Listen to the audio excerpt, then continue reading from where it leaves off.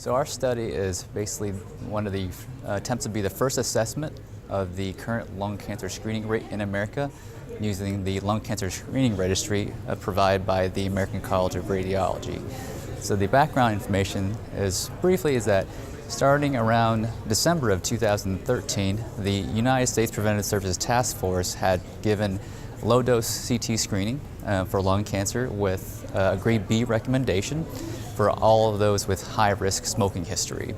And more importantly, in 2015, around February, the Centers for Medicare Services expanded Medicare coverage for all low-dose CTs for those at risk for lung cancer. So our study is an attempt to be the first assessment using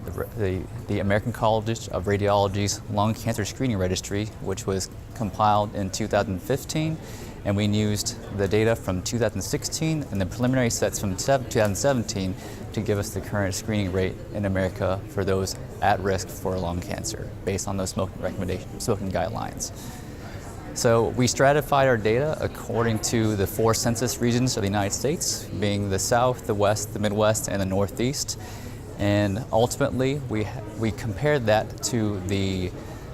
actual eligible screening population based on the National Health Interview Survey, which is done every 5 years by the CDC from the 2015 set,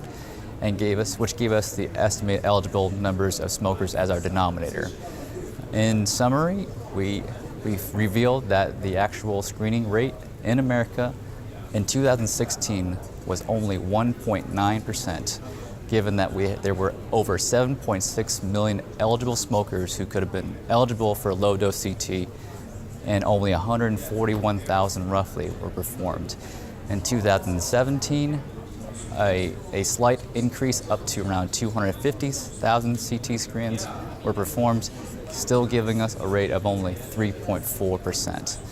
These regions, these numbers did vary by region. The lowest actually was in the West, the highest was in the Northeast, but ultimately the numbers are still very abysmal when you compare them to the other well-known screening modalities such as colonoscopy, mammography, and pap smears, who boast rates between 60 and 80% nationally.